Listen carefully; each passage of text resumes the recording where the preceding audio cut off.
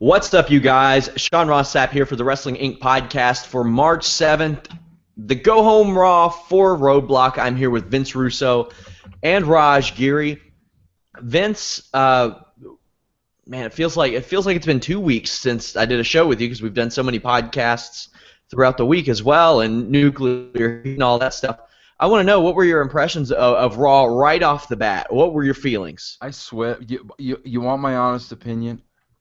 Yeah, of course I do. I feel like that was the longest 3 hours of my life. I mean, Really? I do. I'm just being honest with you. I absolutely, positively do. And here's what blows me away. Another great first segment.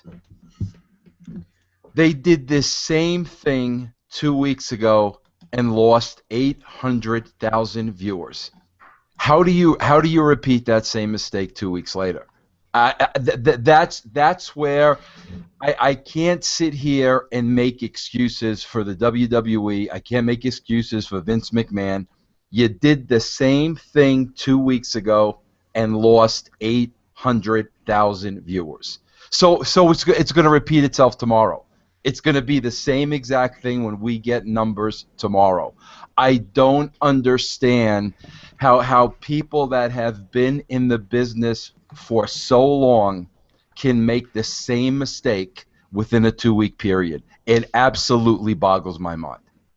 Raj, how did you feel about the show? I kept tuning out.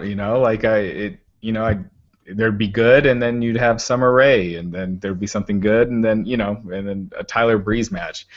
So overall, I thought it was decent. I didn't think it was terrible, but for a show on the way, heading to WrestleMania, I thought it was pretty weak. The main event, I mean, the crowd was just so dead, and it just shows like who the people perceive as stars right now. But again, it's 3 hours. I think if you had it at 2 hours and you condensed, took out the filler and you just had the New Day AJ stuff and the Vince stuff and the main event and the stuff that's actually important, then I think it would have been a very good show. So I guess that's that. I thought in the ring the show was pretty good. Outside the ring, not so much. It left a lot to be desired. Like you said, Raj, if this were a 3-hour or a 2-hour show, I think this could have been a really good show. It got one of the higher or better reactions that we've had for Raw this year so far, and I think a lot of that was the in-ring work. I think a lot of that was that tag team title match and Kevin Owens versus Neville. But outside the ring, there were just so...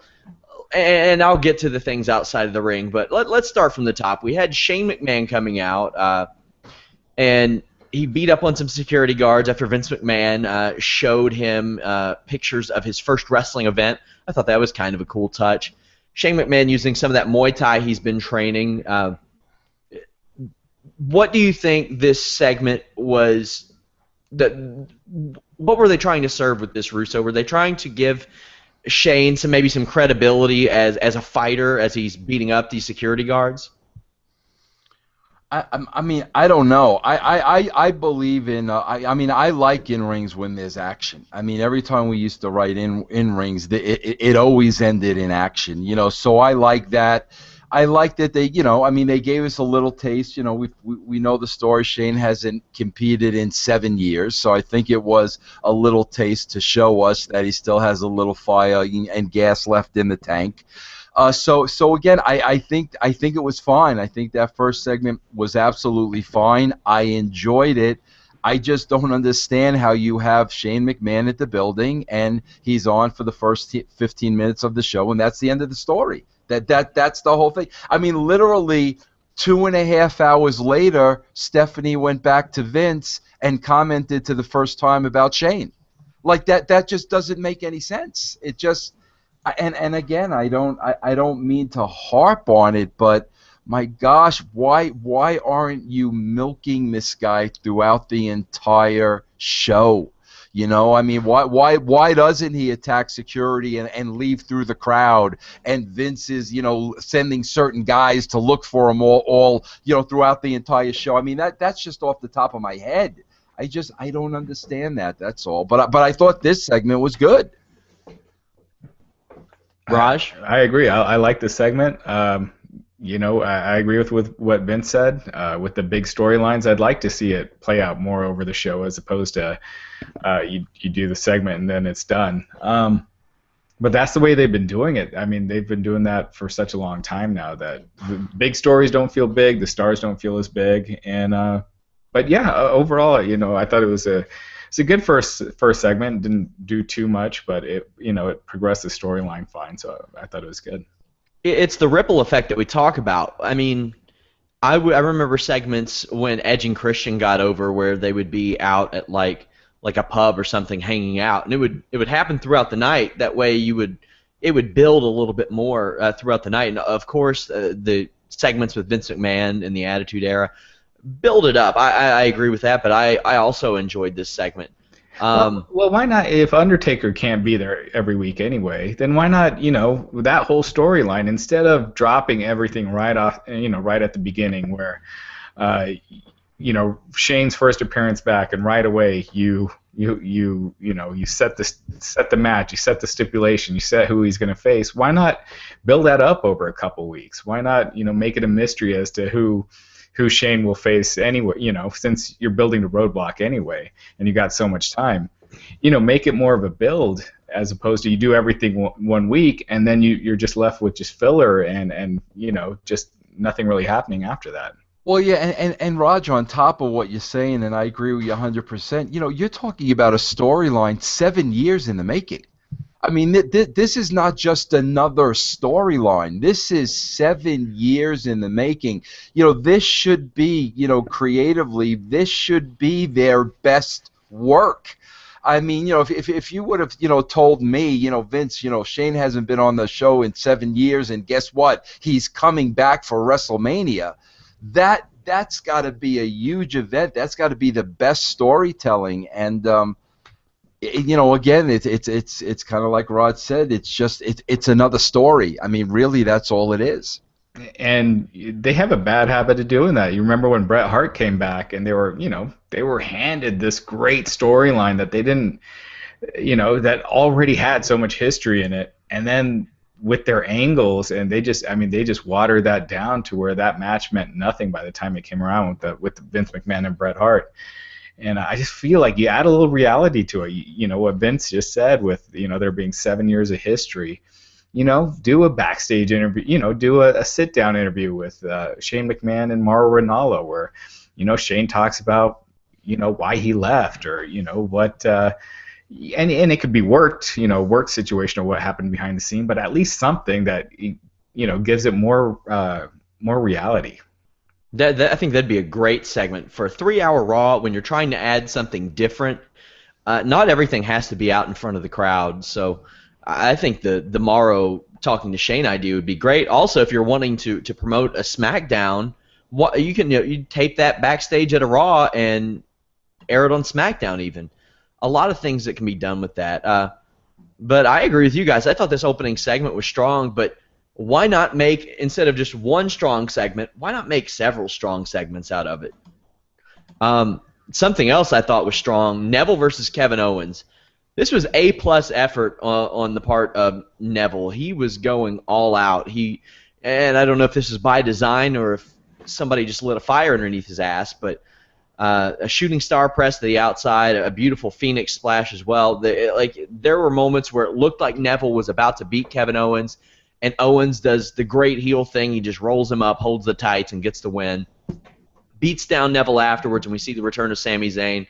I personally think this is a good spot to bring Sami Zayn in because it's a crowd that's going to react to him, unlike, maybe if you're in Des Moines, Iowa or something, and you're going to get just crickets maybe just because the crowd won't react to anything. At least the people who don't know Sami Zayn, they hear that reaction, and maybe they're like, I need to find out about Sami Zayn. The thing is, they need to tell these people who Sami Zayn is. They're a little bit familiar with him from the Royal Rumble and the John Cena match, but if this is going to lead to something with Kevin Owens, they have a plethora, a long list of footage to utilize on Sami Zayn versus Kevin Owens. Raj, what did you think of the, re-debuting Sami Zayn and this Neville Owens match? The Neville Owens match was great, but it's like with Owens and Ziggler. I just feel like they've done it a lot of times, but I mean, Neville's just is criminally underrated. I mean, he's so good in the ring and has such a unique just a unique persona that kids and stuff naturally gravitate to him. So I think they're missing something by not promoting him more. Sami, I thought yeah, I agree. I think they need to introduce him back to the audience. But being the first weekend, I think it was fine. And yeah, hopefully they build on that and give more of his backstory. Vince, you've been outspoken about NXT people coming up without vignettes and things like that. How did you feel about this debut and the match between Neville and Owens? Do we know, and I honestly don't know the answer to this, Sean, do we know how many people watch NXT every week? I mean, I know they have 1 million something subscribers. Not sure. Okay, this is where I constantly talk about, and you mentioned this. You said this was a great spot because it was, the house was going to be hot, the house was going to be, react. The only problem is I was taught for 20-something years, you don't play for the house. You play for the television audience at home. And this goes back to everything I've been saying about the internet wrestling community and Raw becoming a niche market. If you don't watch NXT, you don't know who Sami Zayn is. It's that simple. So they're playing this to the people that watch NXT. The Raw audience is between 3.5 to 4 million people right now. That many people don't watch NXT. So you're sending a guy out there that's not impressive looking. He looks like an ordinary guy. And again, you're getting the pop from the house and you're getting the pop from the internet.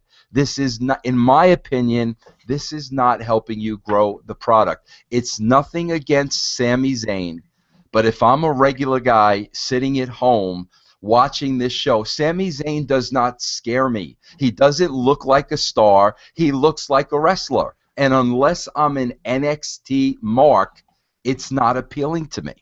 And again, this is what I keep talking about, catering to the internet and whittling that audience down smaller and smaller.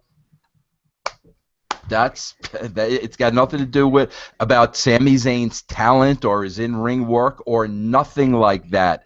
Very few people in the big scheme of things know who Sami Zayn is. So in your estimate, what would you do? If you were asked to debut a Sami Zayn, how would you go about doing it? The way it always used to be done, Sean. You do the vignette package. You let the audience know who this person is before he ever comes out of the gate. And if you build him up the right way, the minute he comes out, he's a star and he's over, and the people know about him. If I'm watching this for the first time and I missed the John Cena match, okay, the one match, and I don't watch NXT. If I'm a fan at home, who is Sami Zayn to me? I agree. I thought that they could have done that after the Royal Rumble when when he showed up and eliminated Kevin Owens, but then he was off TV for a while. I didn't understand the point of having him at the Royal Rumble, eliminating Kevin Owens, then bringing him back now.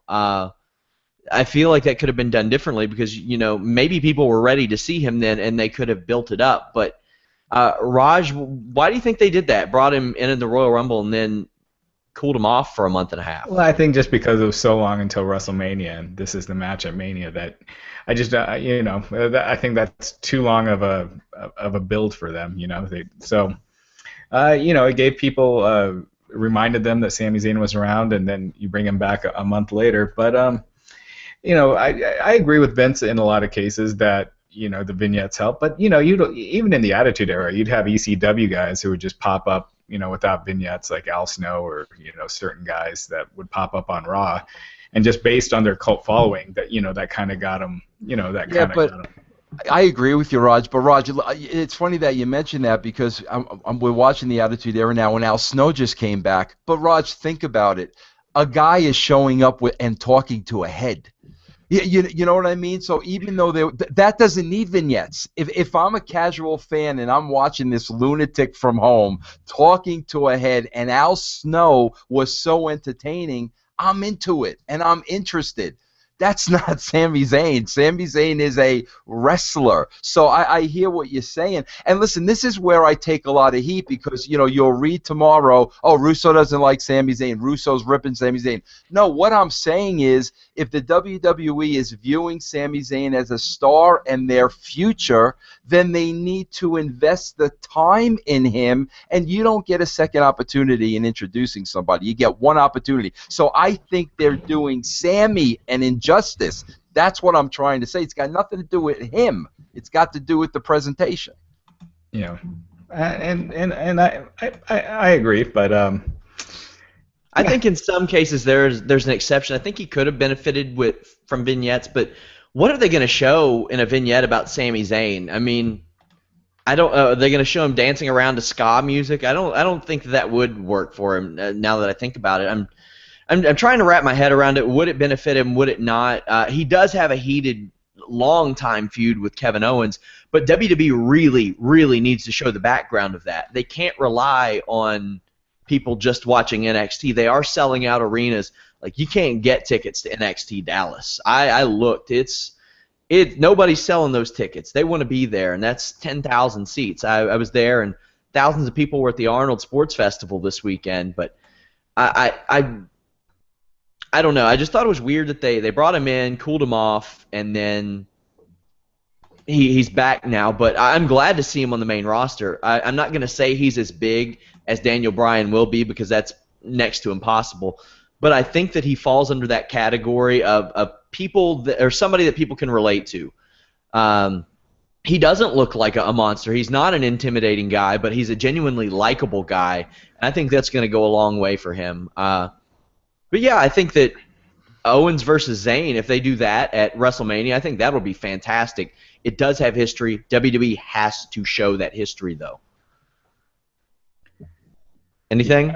Well, Shane, I just want to say, Sean, when you say he's a likable guy, Sean, I saw him at NXT. I did watch that stuff, and I watched the tail end of the Neville stuff, and I watched the beginning of the Owens stuff, and I got to tell you, when Zayn cut the promos in the ring, guess what? He was a likable guy. He definitely was a likable guy. I'm with you. Why not do that? Has he said anything since he's been on a WWE stage? And I will say this, I don't have faith that they're going to show their background from NXT. Just based on their history, they haven't done it yet. So I mean, it makes no sense while they're feuding cold. And I hope that they do use their NXT feud as a background, but I'm not sure that they will. Next up, we had... actually, I wanted to say they used a Royal Blood song for Roadblock. I don't know if you all are familiar with much rock music these days. Royal Blood, good band, good selection there. I thought that was really good. And after what I thought was an excellent first 45 minutes of the show, we had Summer Rae beating Brie Bella. I don't know why this match, somebody else could have benefited. Summer Rae was the wrong person for this in a million different ways. Natalya could have beat Brie, somebody, that they're doing something with.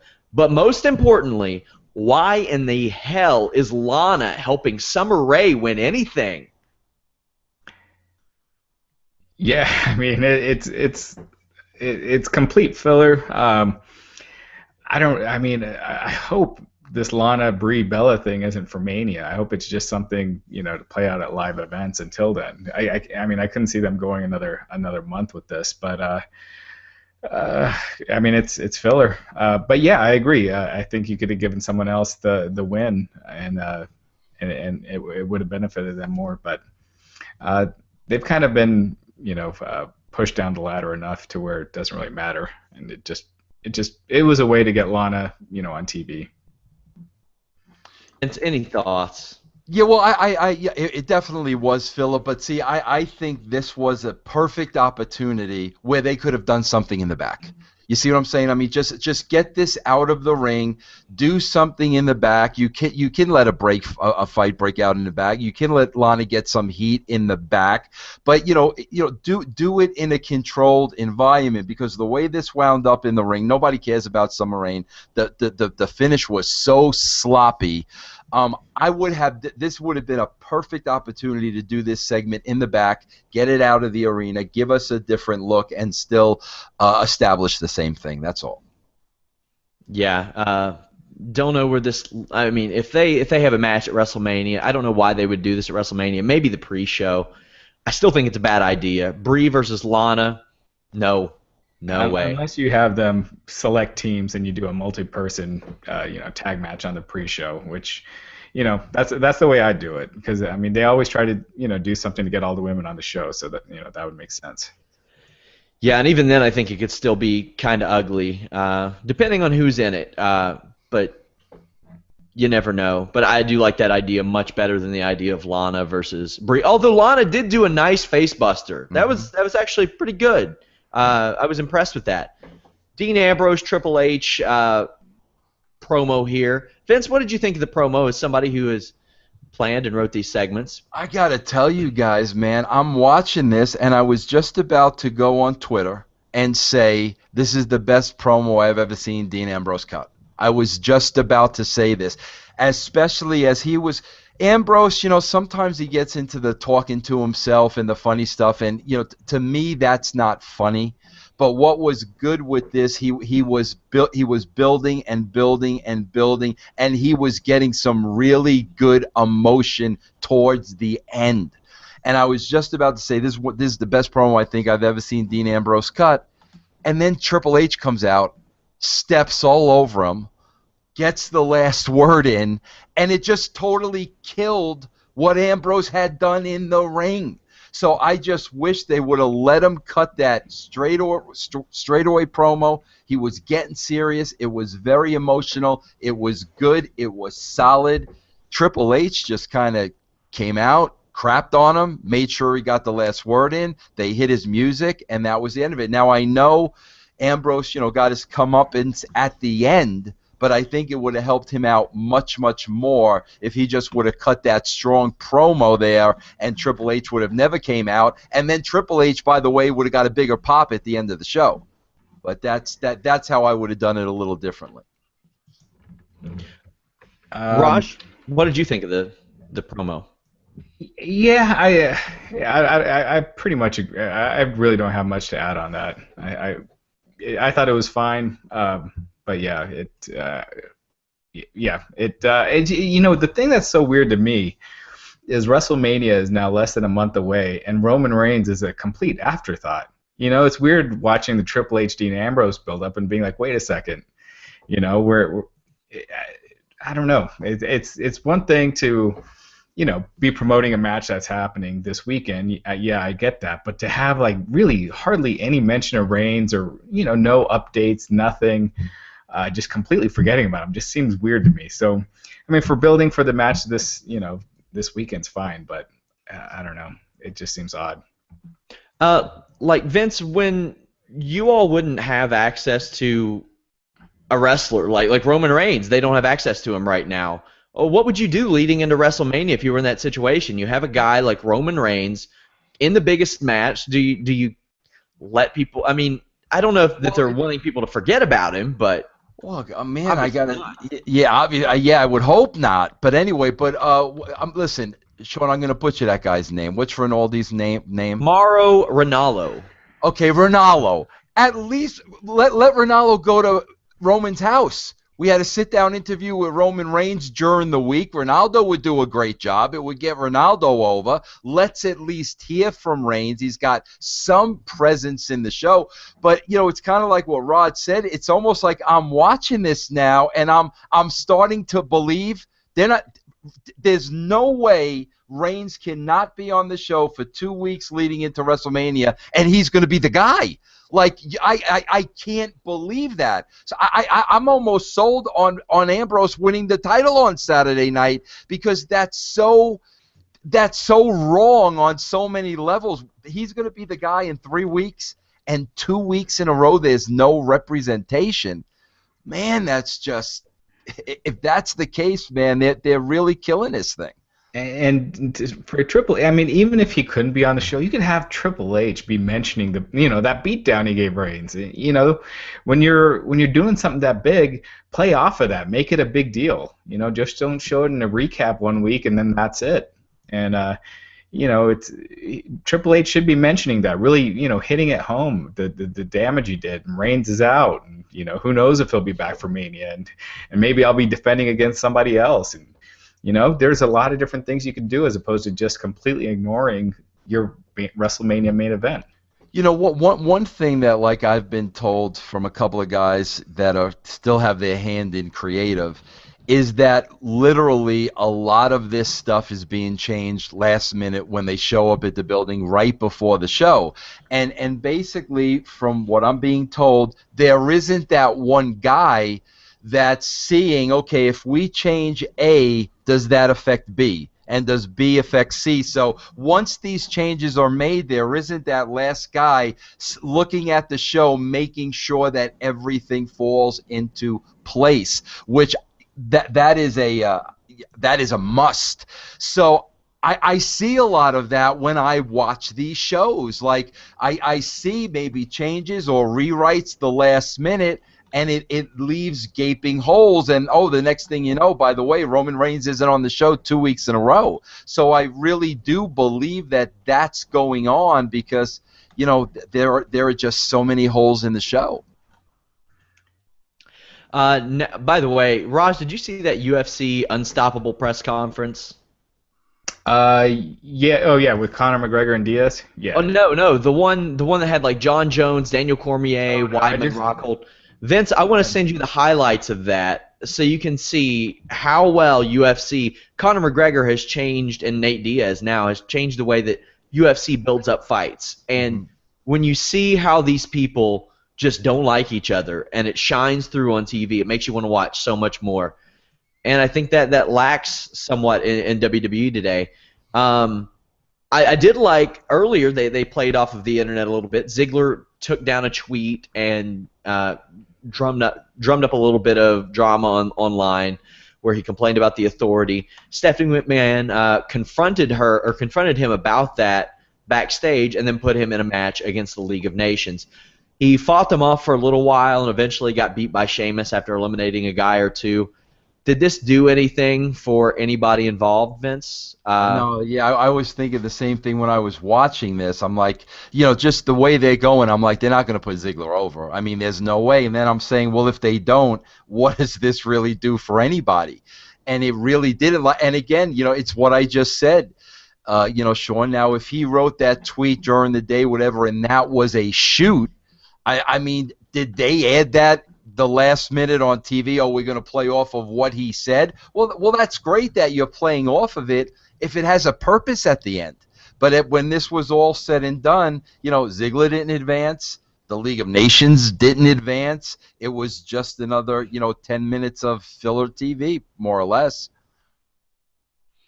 I did like the backstage stuff with Ziggler. I was hopeful, maybe at some point. I would think that they would maybe try to heat him up again, but is it too little too late, Raj? Oh, yeah, absolutely. It's you mean for Ziggler, right? Oh, yeah. Yeah. They have been so consistently inconsistent with Dolph Ziggler, as far as him winning one week and losing the next, that no one cares anymore. And it's too bad because the guy, is a natural, has natural talents, a great promo when he wants to be, and here he is stuck, in mid-card purgatory when they really need new stars.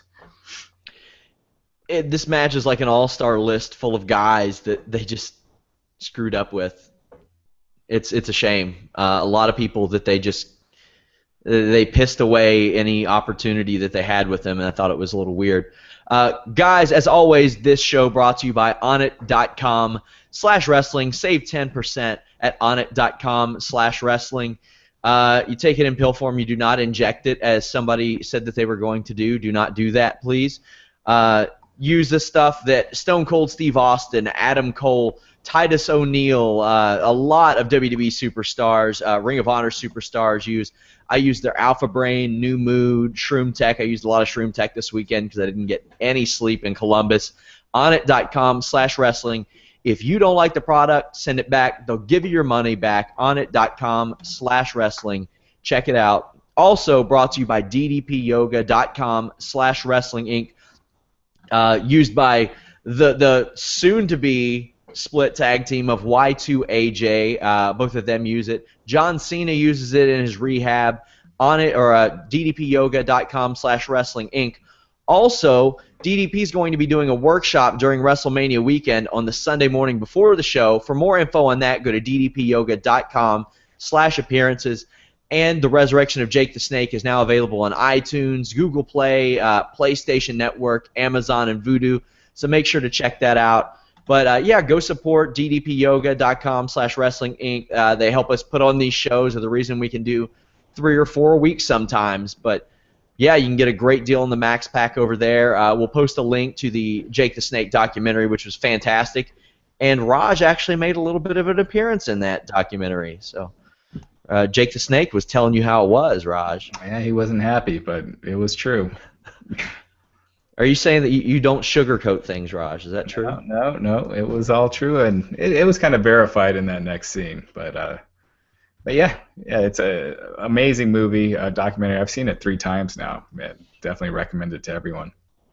Have you been able to see the documentary, Vince? No, I'm a schlep. I mean, because I definitely want to see it. I mean, I want to see it. I don't know why I haven't seen it yet. I'm putting it on my list this week. I will definitely watch it. But yeah, actually overheard a few WWE superstars at NXT Columbus talking about using DDP Yoga this weekend. That was a fun experience. I'll talk about that later on. But yeah, somebody says, Vince, did you fall asleep during tonight's Raw? Guys, I got to be honest with you, more than once. I mean, I did. I really did. I'm sorry, and I didn't think it was that bad. I thought it was a pretty good show. By 3-hour Raw standards, I thought this was a good show. I did. I gotta admit, I started doing my taxes. If I'm a little out of it tonight, it's because I was so bored that I started doing my taxes. Sean, I think you like this show, honestly. If we could take a minute, because I know Raj likes to get through this, so I don't like to waste any time. But I think you enjoyed the show, Sean, because you're a big NXT guy, and I think you love the Neville, Owens, Zayn thing, which is cool. But I don't know what you would have loved past that. I mean, to be honest with you, bro. The tag title match was awesome. Yeah, which we'll talk about. The matches were great, and you know, I turned away watching those, but I just thought again, probably about an hour and 20 minutes was just boring, dull filler. Vince, I'll tell you, I'll use one of your lines. I gotta be honest, Vince. I was in Columbus this weekend. I watched about 27, 28 matches over the course of, I think, 30 hours, and that was way too much. If Raj told me, Sean, you don't have to cover NXT for a month, I'd be like, okay, I've seen enough of these guys for a little while. Yeah. 27, 28 matches over like 30 hours, way too much for me, especially in person. I'm there taking pictures, all this stuff, but And we're gonna agree on the greatness of the tag team match, and I'll tell you why we're gonna disagree with that. 2 things I want to point out. Yeah, I hate to keep going back to it, Sean, but it's a great exercise for me. You know, we do the Attitude Era show once a week, you know, on VinceRussoBrand.com. There was a time when matches actually used to end with finishes. When a guy used to get drilled and it was the end of the match. And that used to happen all the time not too long ago. They kicked out of so many things in this match that should have been the finish, over, 1, 2, 3. When you do that, you lose me. Because now it's unbelievable. When you hit somebody with something that should kill them, and here's the perfect example. There were so many kickouts on devastating moves in that match. Now let's fast forward to the last thing we saw. We saw Triple H take the dirty deeds, one thing, and he was out cold. How could he be out cold by a dirty deeds, but yet in this tag match, everybody is kicking out of everybody else's finish? That's the inconsistency. That's why casual fans don't buy into the matches anymore, because we don't believe what we're seeing. That's the disconnect, man. I agree with the inconsistency, but I don't agree as it pertains to that match. They could be more consistent with it, but that was a big match for New Day and Y2AJ. They actually built it up. They had been hyping it up for a couple of weeks. It was really, I feel like that match probably should have been the main event. Why not if you're heading into Roadblock? Well, if they were doing AJ Jericho at Roadblock, I understand you're building up something for Roadblock, but that was a fantastic match. That may have been New Day's best match they've ever had, and I didn't mind the kicking out in a high-profile match like this. If we're talking like Superstars, and I'll see it on Superstars, when Darren Young hits an apron backdrop a minute into the first match on Superstars and somebody kicks out, big problem with that. If people are like, you take the sense that they're reaching down deep and it's a big match type of thing, and everybody has that clutch factor in big matches, I think that's a fine situation. Raj, how do you feel about that? I thought this was probably the thing I enjoyed the most on the show, outside of the Shane and Vince stuff. Just because, I would have liked to have rather seen this at Roadblock, like do a singles match or something, and then do the big angle at Roadblock, just since that's the bigger show. And I always feel like the really great matches, it's better to save that for a pay-per-view, because then it just gets forgotten when you do it on Raw. But I loved it. I thought it was great. I thought Jericho's, I bet it was Jericho's idea for them to make those Y2AJ shirts last week. So it makes everyone think they're going to be a tag team for a while, and then boom, they do the turn. And they've done this match already a few times, but Jericho's so great that I'm excited to see them go at it at WrestleMania. The other thing I didn't like about this, and I just want to see how you guys feel about it. And again, my gosh, today I just watched the Hell in the Cell with Taker and Mick, and then I watched the follow-up match with Austin and Kane for the belt. So I got my fill of JR today, which was unbelievable. You guys got to understand, I never watched King of the Ring 1999.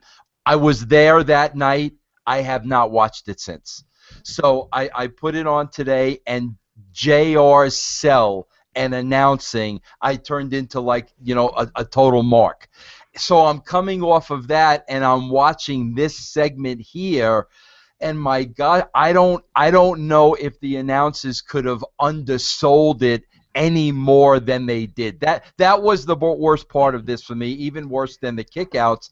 It just seemed like when Jericho turned on AJ again, it seemed there was no emotion from the announcers. It seemed like it was so flat on the part of the announcers, and I think that took away from it. Did you guys feel that at all, or did you? I guess you would call it they laid out. I don't think that was the place to lay out. What did you guys think about the call of that?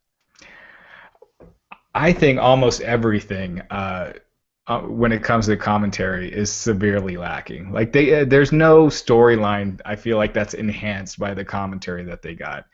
And I mean, the day Michael Cole gets the flu or something, he's going to be screwed, because if they have Morrow filling in for him, because there's just such a drastic quality difference in the commentary on Raw than SmackDown.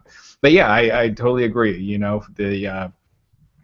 Nothing feels like a really big deal when it happens. It's just like, oh, that's terrible. But yeah, Byron Saxton adds nothing. Yeah, I mean, none of them do. I mean, Byron, I definitely think is the worst, but it's just sad.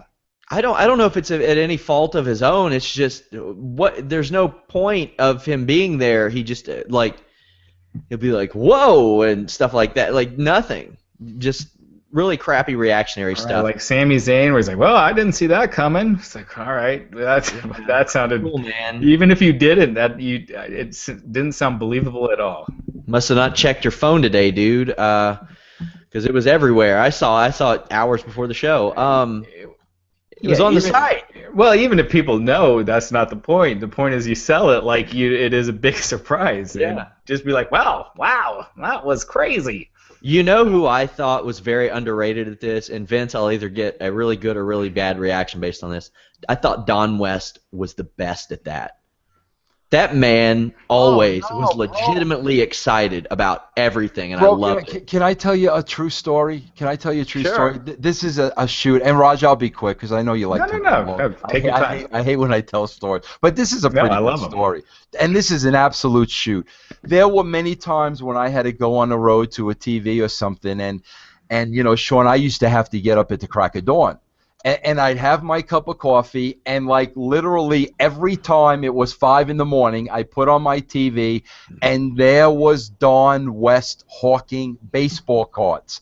And literally at 5 o'clock in the morning, I'm about to, I got to go catch my flight. I want to pick up the phone and order baseball cards. I mean, honestly.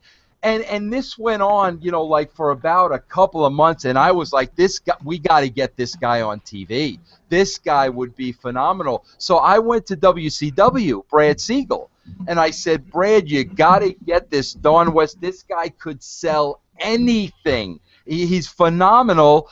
And, you know, Brad Siegel, it broke down money-wise or something. That never happened. But luckily, when I went to TNA, when we were starting up TNA, I tracked Don down and called him, and luckily he was living in Nashville. So it made it really, really easy. But no, man, at least, you know, I'd rather have somebody oversell than undersell.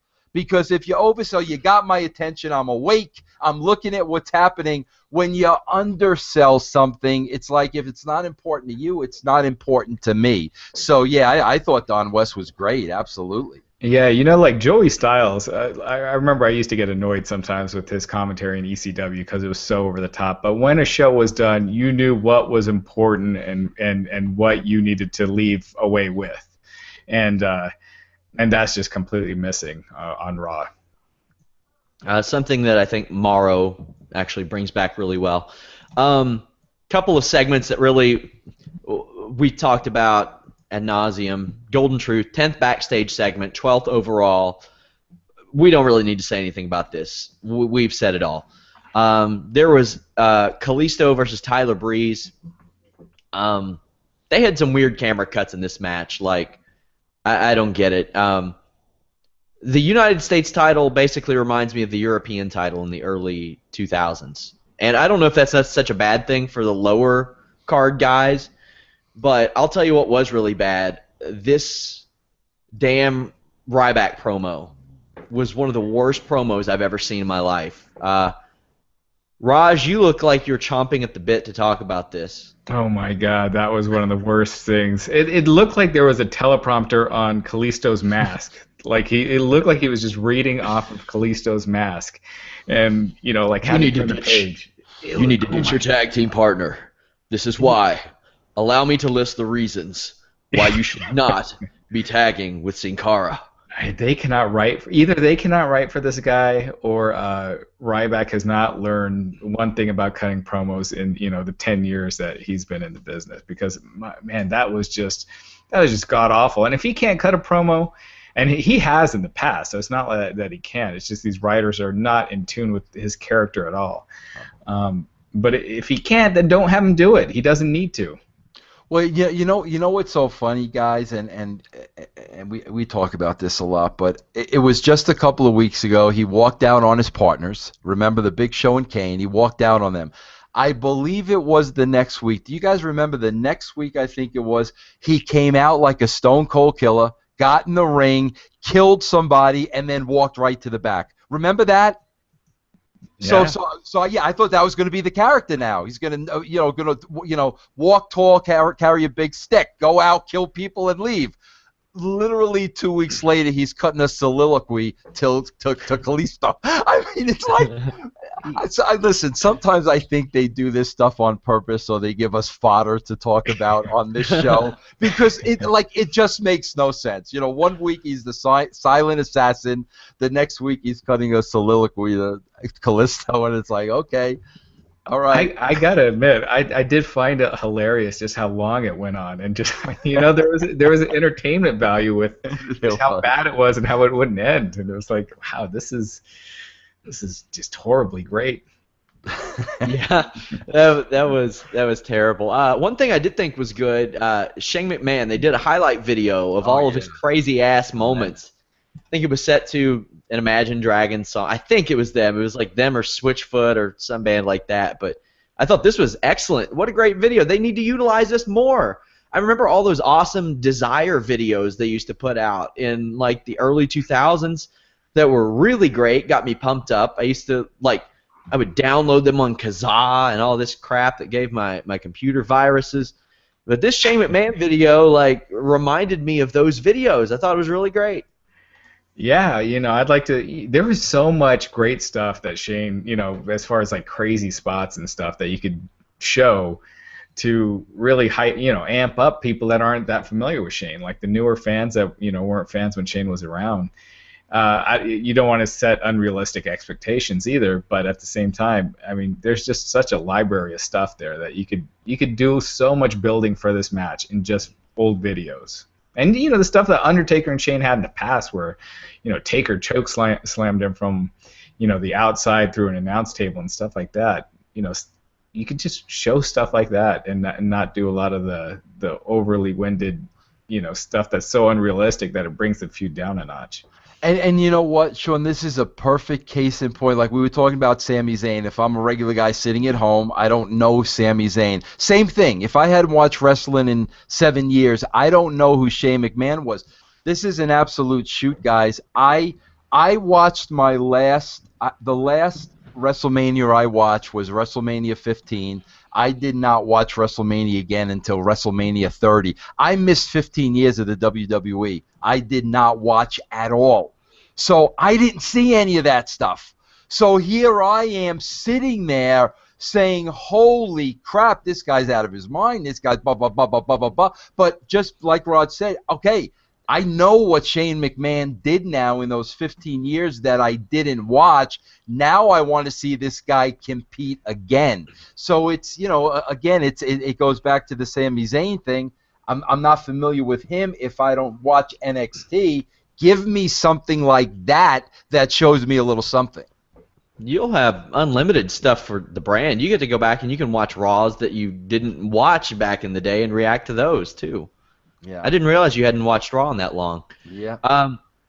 Becky and Sasha beat Team Bad. JBL was reaching real hard to get a Conor McGregor reference in there, and he used it when one of the girls got knocked out of the ring. And to Cole's credit, he fixed it because Sasha Banks applied her bank statement, which is kind of like, it's a crossface, but it's a submission hold, and Michael Cole said, well, that's what happened to Conor McGregor, so good on him for that. Charlotte attacked afterwards. It's setting up the triple threat match at Mania. Anything to add to this, guys?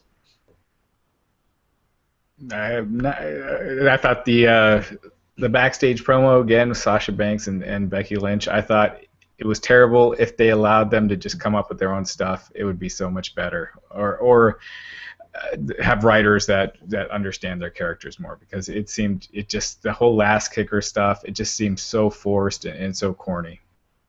Are these what is scheduled for these girls on the roadblock? Is anything scheduled for these women? I think Becky is on a different live event that night. I could be wrong, though. Okay, so they're not hyping anything for that. It's straight away WrestleMania. Yeah. Okay. I think they have like 3 matches set for Roadblock right now. But yeah, that was well. And we had Bray Wyatt versus Dean Ambrose. I liked the Bray Wyatt pre-match promo. It was short, to the point, and he said something that built up a match and made sense. He said that he was going to accomplish something that Dean Ambrose couldn't, and that was conquering the Conqueror at Roadblock. Loved that. Thought that was awesome. Thought the match was pretty good too. Ended in a DQ. Triple H came out. Bray got face-to-face with him, and we got probably the best Wyatt family reaction that we've had in a while, Raj. There were people that were excited about Bray Wyatt being in Triple H's face for a brief moment. Yeah, I was kind of surprised about that, because they've beaten Bray Wyatt down so much that I didn't think they'd see him even close to that level. So that was a cool moment. Vince, what did you think? Yeah, no, again, guys, I'm just coming from, just remembering that tag match and seeing some really devastating moves that should have hurt people. And then, you see the one, dirty deeds, and Triple H was dead. That's where I think the inconsistency comes. Like 5 finishing moves can't beat Jericho and AJ, but what one dirty deeds can lay out the champion and he's dead to the world. That to me is it's just hard to buy into that. Yeah, I thought it would have been kind of cool if he did the dirty deeds on a chair or something too, just to get it more than just his finisher, like give him a little extra. But yeah, I could definitely see that. Yeah. Vince, how would you rate this show out of 5? I'm gonna be nice and give it a 2.5. Oh, that's lower than I expected. Vince, before you go, tell them about the brand. Yeah, everybody, you can catch up with me any day of the week. We're doing 7 days now of video podcasting on VinceRussoBrand.com. And please check out Nuclear Heat, which I do right here on Wrestling Inc. And I'm going to do an interesting one this week, guys, even without Raj's permission, because this has been brewing in my mind for the last couple of days. I am going to break down what is the problem with having Stephanie McMahon and Triple H in the positions of power that they're in.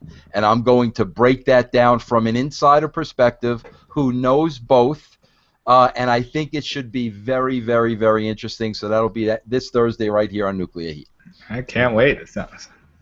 Yeah, I'm going to be honest. I used to be one of those Marky Marks with my funky bunch that used to be like, oh, Russo this, or oh, Russo.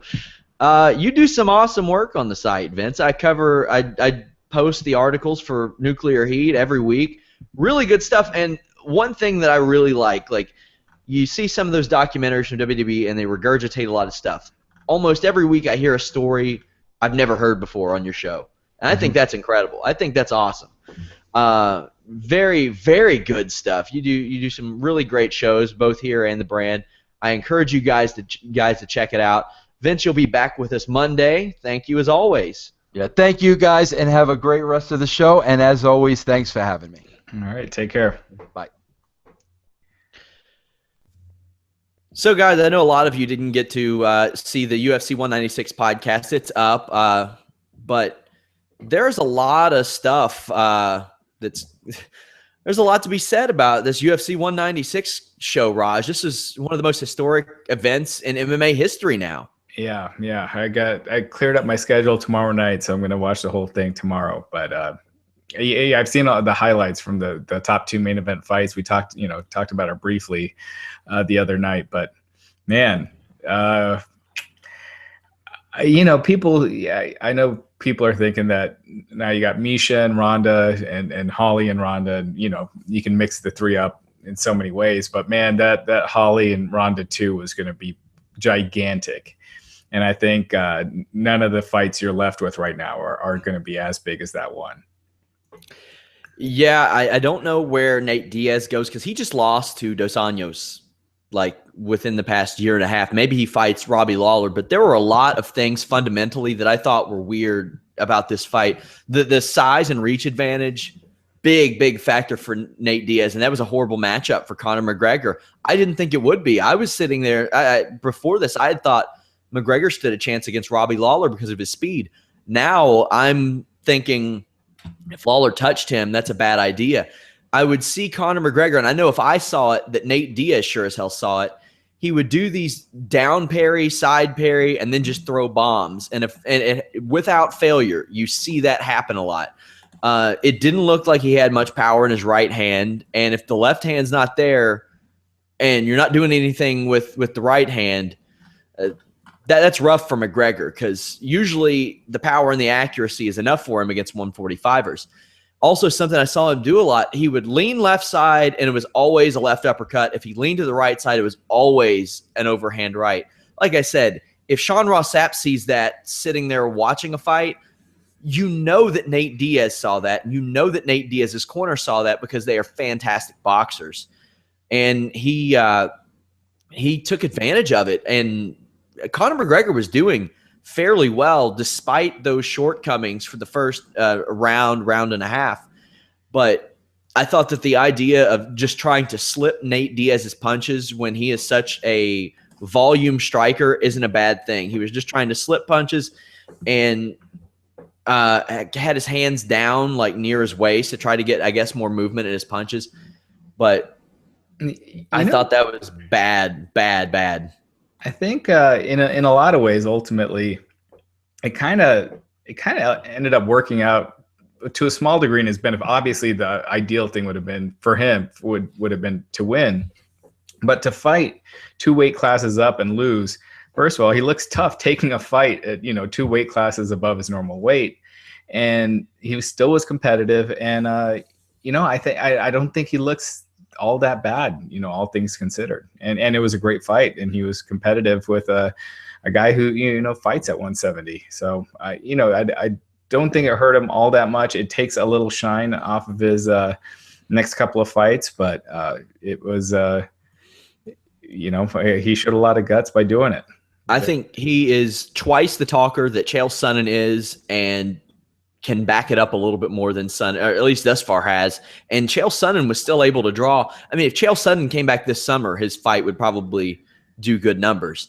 Yeah, but the problem with Sonnen was that you didn't believe most of the stuff he says, whereas Conor, you believe most of the stuff because he's made you believe it. Right. I mean, a lot of it he's doing for entertainment, but you still believe that at least to some degree he believes everything that he says. Whereas Chael was, coming out saying he's the champ and, we're bringing a fake belt and all that kind of stuff. And it was more like a kid wanting attention, but he was really good at talking.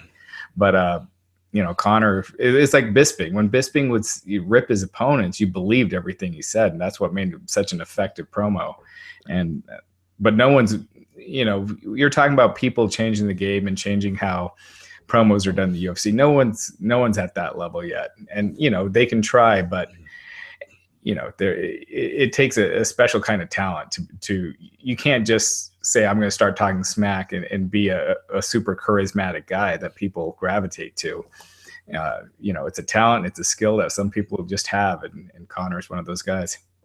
Yeah. The thing I hate most is, and man, I thought that Conor McGregor fans were bad. And but man, the haters are probably even worse. Like this notion that as soon as a fighter loses that they suck is so weird. Nobody is undefeated in MMA unless it's like John Jones, who may actually retire without a legitimate loss. I mean, the style has so much to do with it. Like, I think Frankie Edgar is a terrible matchup for Conor McGregor. But yeah, on the contrary, I think Jose Aldo is a very good matchup for Conor McGregor to win a lot. Nate Diaz is just one of those bad matchups for Conor McGregor.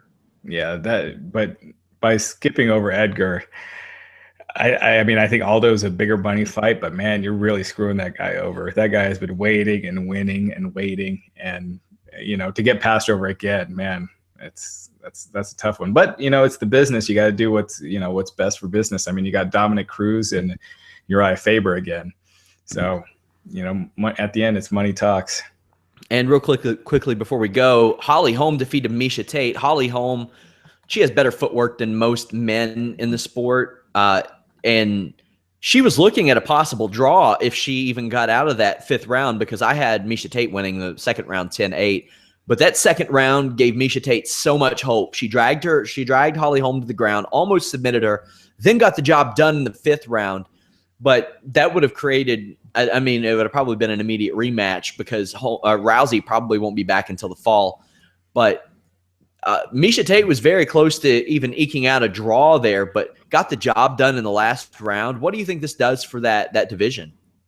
Well, it makes it really a 3-person division, especially if Ronda's serious about coming back. I mean, I was thinking it was probably 60-40 that she might be done if Holly Holm won. Now I'm thinking 70-30 that she comes back. And by the way, I think I may have said that Holly Holm beat Miesha Tate. Miesha Tate beat Holly Holm, obviously. Sorry. Right. So yeah, I think it makes it interesting. Rousey can't fight again till October. I mean, that's, what is that? 6 months, 7 months. So yeah, that sounds about right. And it'll be interesting to see if Rousey wins, if she'd want to fight Holm again, or if she's just kind of done at that point. Let's do a couple of questions. I didn't get to any. By the way, guys, we answer a lot of questions on Thursday nights. We are here on Wednesday and Thursday nights at 10 p.m. Quite possible we'll be doing a Roadblock show as well. Yeah, and I never realized how wild the YouTube comment section is. It's pretty crazy, isn't it? It's the Wild West over there. I just did some moderating, and it's been pretty nuts. Yeah. They act like it's Vince and Shane showing up when we come into the YouTube comments. They start behaving a little bit better, but then that doesn't last very long. It doesn't last very long. More power to them. It sounds like they're having a good time over there. Hey, as long as whatever you guys got to do to enjoy the show. Personally, you know what I do to enjoy the show? I know you all love it. Order on it.com/wrestling. One more thing I wanted to bring up was the big Bossman in the WWE Hall of Fame. I forgot all about that. Yeah, that one was not one that was even expected. So that was a pretty big announcement. Yeah. What do you think about him in the Hall of Fame? I think that their protocol usually every year is to kind of have a woman, a minority, and one dead person. So I kind of thought I hate to say it, but I kind of thought with the Freebirds, Terry Gordy, that might be filling their quota. So I don't know. I mean, Bossman was, he did main event for a while, house shows and stuff like that. I don't think him and Hulk, they never headlined a pay-per-view, right? No, they never did. I don't believe so, but I want to say that I think it was one of the old WrestleMania games. Out of sheer joy, I used to climb the top rope with him, and he would do just the biggest body press, and that's how I became a big Bossman fan. He was surprisingly agile early in his career. I remember a spot where he ran out of the ring, ran around it, ran in and tripped a guy. He did like a little cruiserweight spot that actually made its way around Reddit a few days ago. Yeah, I think it's fine. Yeah, no. I mean, if you're putting guys like the Bushwhackers and stuff like that, I mean, Bossman's way more deserving. And I always remember, and by the way, I guess he did main event. I think he did a Survivor Series where he was in the main event, him and Akeem against Hogan and Macho Man's team. But there was one where, I don't know if you saw this, but there was a Saturday night's main event where he wrestled Hulk Hogan in a steel cage. And they did a suplex spot, and it wasn't from the top of the cage; it was from the top turnbuckle, and they sold it they were dead. And I remember as a kid, I was just thinking, man, that is the craziest spot I've ever seen. And the way they sold it, I mean, it was just so gold. And I have a lot of great memories of the Bossman from when I was a kid. I was, I thought I was literally scared of him when he was beating down Hogan on the Brother Love show. So, I think it's kind of cool to see him in there. We'll get a couple of questions. Somebody asked, when do you think Kurt Angle is coming back? I doubt he's coming back to the ring in WWE. Oh no, if they wanted him back in the ring, he would have been back by now. They could, sign him to a Legends contract and do the whole Hall of Fame, that whole deal. But I definitely don't see them bringing him back to wrestle. Somebody says, why can't WWE put over talents like Sean just put over Vince Russo? Well, I used to be a big Vince Russo detractor, and there are a lot of stuff that he says that I don't agree with. But I'm going to be honest, his Nuclear Heat show is actually really, really good. He does a lot of good work for us. And I know he thinks that we hate it when he tells stories, but I like it when he tells the stories. I love it. I ask him all the time for him because, that's what, nobody agrees with everybody, all the time. And, there are a lot of things that Vince did that I didn't agree with, and a lot of things he did that I did not like, but he provides a different perspective to the show. And I think, from someone that was actually writing that same show that we're discussing. So during its most successful era. So I think it's great having that feedback. We get along a lot, but it's ultimately an Italian guy from New York, an Indian guy from Denver, and a white guy from Kentucky on a podcast about wrestling. So, different backgrounds, different. Sounds like a setup to a joke, but yeah. I know. A sitcom. We're going to get a sitcom going pretty soon, I'm pretty sure.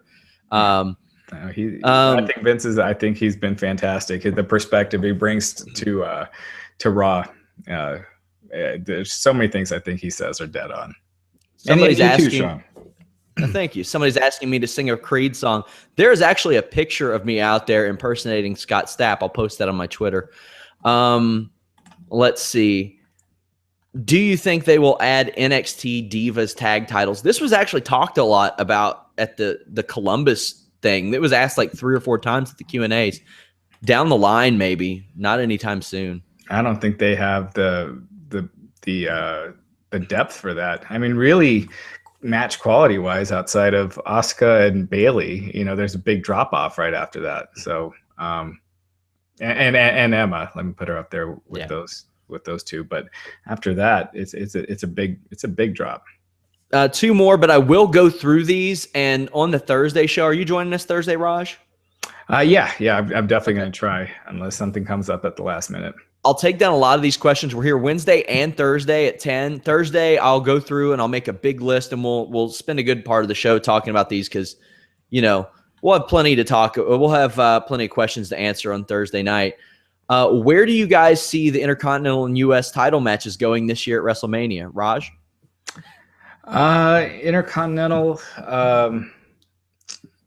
I mean, I guess it's going to be Owens and Sami Zayn. I mean, that was, unless they decided to do a big multiple person match with Sami and then throw in, Ziggler and Miz and those guys. But I think it'd be much more effective with Sami Zayn and Kevin Owens. And that's a match I like. And the U.S. title, it seems clear that they're heading for Ryback and Callisto. So, yeah, I think that, those are the two. That's how I do it. I do it singles matches. Same as with the Divas, even though they're not going to do that. But I would have done a singles match with Sasha and Charlotte. I wouldn't mind the U.S. title being the get a lot of people in the match thing. That seems to be like a lower mid card type of deal anyway. Like I said earlier, it kind of reminds me of the European title, where it's a lower level guy that has it. Intercontinental title, I'd like that to be Owens and Zayn. I've wanted that since December. Guys, onit.com/wrestling, ddpyoga.com/wrestling inc. We will be back here Wednesday night at 10. We're talking all like non-Raw stuff, so your Lucha Underground, NXT. I'll be talking about all the stuff at NXT in Columbus this weekend. Ring of Honor, New Japan. Me and Rob McCarran have been getting some really positive feedback on the shows. I think you all will really like him. He'll be here Thursday, hopefully Saturday. We're waiting to find out about that. But thank you to all the baby faces on the WrestlingInc.com post and all the heels on the YouTube comment section. I think that's pretty much how it's set. And I guess the people that listen on iTunes are kind of the tweeners because we don't get as much feedback from them. Right. Yeah.